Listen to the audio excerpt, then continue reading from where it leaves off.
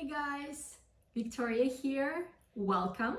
For those who don't know me, I'm a licensed real estate salesperson in New York, and the goal of my videos is to give you guys an information and educate you about real estate. So when you're ready to sell or buy real estate, you know what to do. I have a really cool topic for you guys today. We're going to talk about condos and co-ops.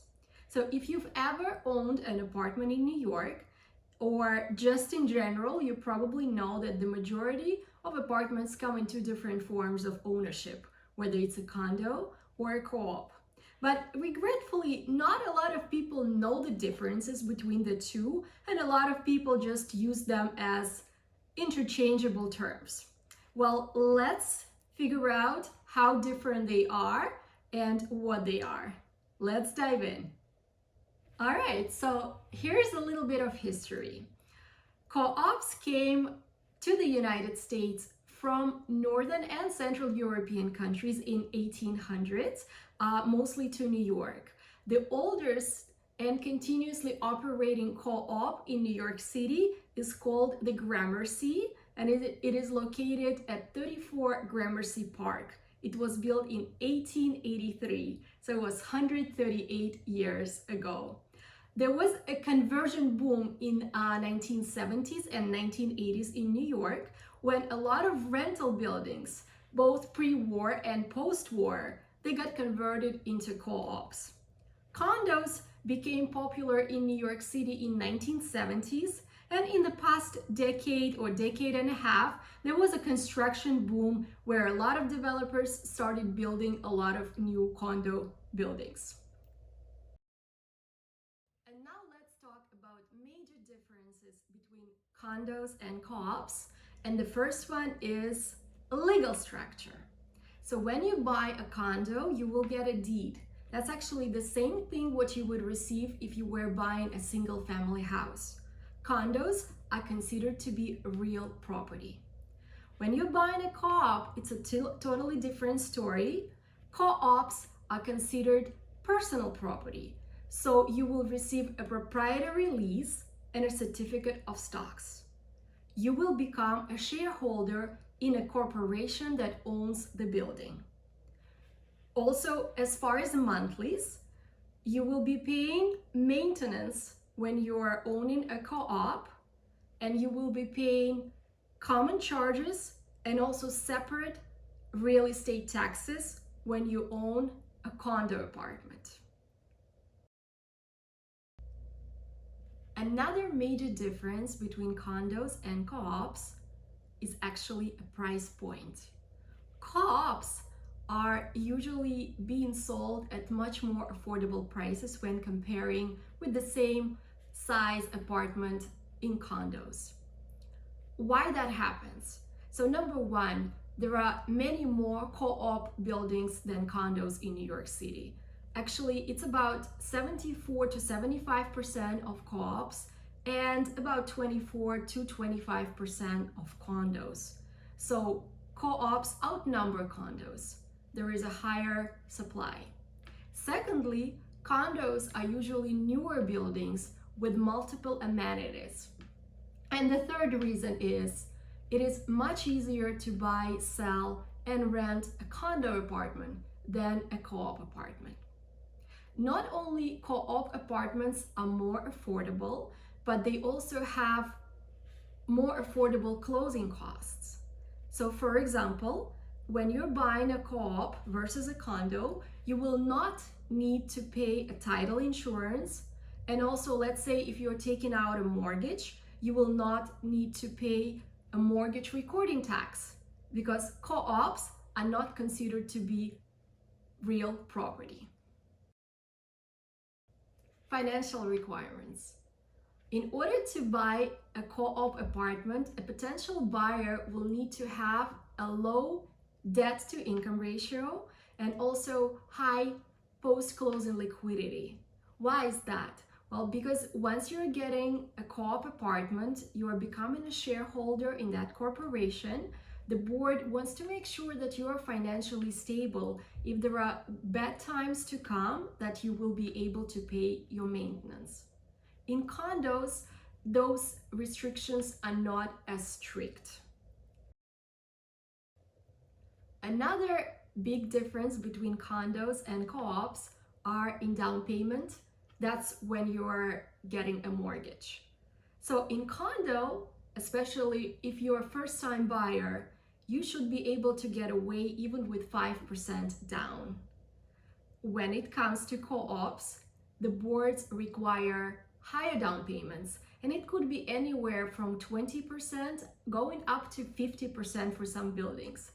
Although in the past years, I've noticed that a lot of boards are making their down payment policies are more lenient, and they're actually dropping from 50% to maybe like 35%. Now let's talk about the approval process. So you will need to submit a purchase application when you're buying an apartment in a condo or a co-op. But applications are very different. Although, there are some exceptions, of course, and some of the condos require extensive board applications.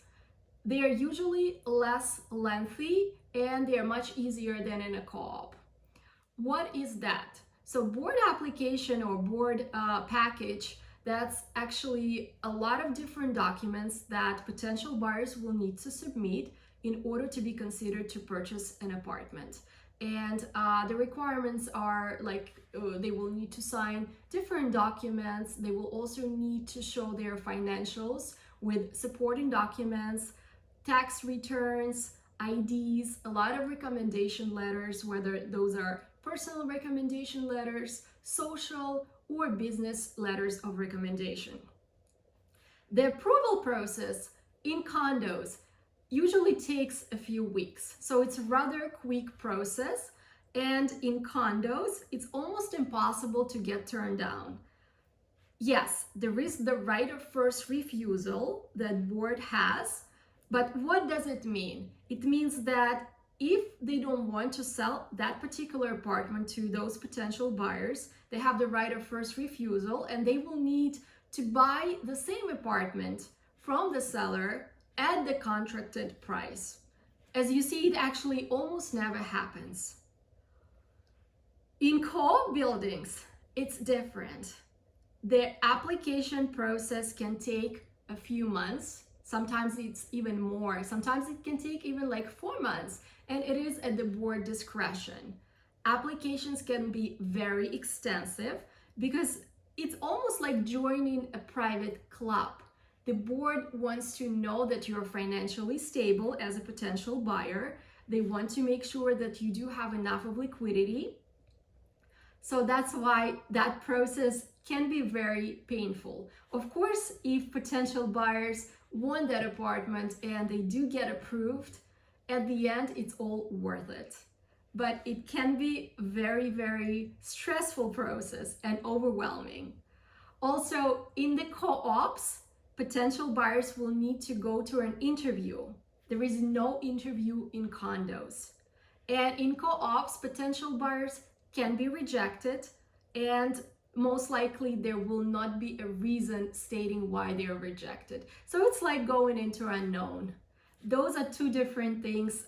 They are very important, so as a potential buyer, if you're looking for less stress, if you are looking to get an apartment for sure, then most likely condos are going to be the right choice. But of course, if as potential buyers your financials are in order and everything looks great, then there is definitely a high chance that you might get into a co-op. And now let's talk about another major difference between condos and co-ops is actually their subletting policy. So it's much easier to rent an apartment in a condo. The process is easy. There is an application, but it is more of a formality. A potential renter cannot really be rejected unless the board of directors decides to exercise their right of first refusal. But then if they turn the potential candidate down, they will have to rent an apartment themselves. And that probably is not going to happen. person who owns a condo apartment can rent an apartment for as long as they want, although in many condos, typically there is a minimum lease duration, which is normally 1 year. That's because a lot of condos discourage like short-term rentals, but it is much easier. And that's why a lot of condos are being bought by real estate investors who want to turn their properties into rental properties. When you own an apartment in a co-op and you want to rent it out, it's a little different process. Normally, co-op boards discourage subletting. They want the apartments to be owner occupied, and that's why they make it a little more difficult for the owners to rent an apartment. First of all, there is a minimum duration of occupancy. Basically, in order, let's say if you own an apartment in a co-op and if you want to rent it out, there is a minimum amount that you need to stay in that apartment. And it can be different in different buildings, but typically it's 1 year, sometimes it's 3 years. There is also a maximum amount of times how many years you can rent your apartment out. In a lot of buildings, it is 2 years for every 5 or 7 years, and then it resets. There is also a maximum amount of how many times the apartment can be rented out during their lifetime of ownership. So as you can see, it is much more complicated. Also, a potential renter will have to go through an approval process. It's almost the same as if somebody was buying a co-op apartment. They will still need to submit an application, a board package, and the board will still review it. It might take some time, and they can still reject the potential candidate. In addition to that, there will be a fee that a shareholder will need to pay to the board in order to have their apartment subletted. The fee can be different, structure is different in many co-op buildings. The most two common ones are it's either a certain percentage of a monthly or yearly maintenance fee, or sometimes it is a flat fee per share. Just to give you guys an example, let's say if you're a shareholder and if you have 200 shares and there is a $5 fee per share, then every month as a shareholder you will be paying $1,000 to the board just to have your apartment subletted. So as you can see, it's very difficult, although it's not impossible, of course, and many co-op buildings are becoming more lenient towards subletting policies. Of course, you will need to look into a particular building to see what their subletting policies are. So as you can see from this video, condos and co-ops are very different. If you're looking to buy an apartment in New York City, and if you're planning on staying there for a long time, if you want to know who your neighbors are, if you want to get a sense of community, then a co-op apartment is probably going to be an excellent choice. Also, co-ops tend to be older buildings and they have this amazing historical charm about them. But let's say if you are looking to invest in a rental property, or if you're someone who would love to have a lot of amenities, then a condo apartment is probably going to be a great choice.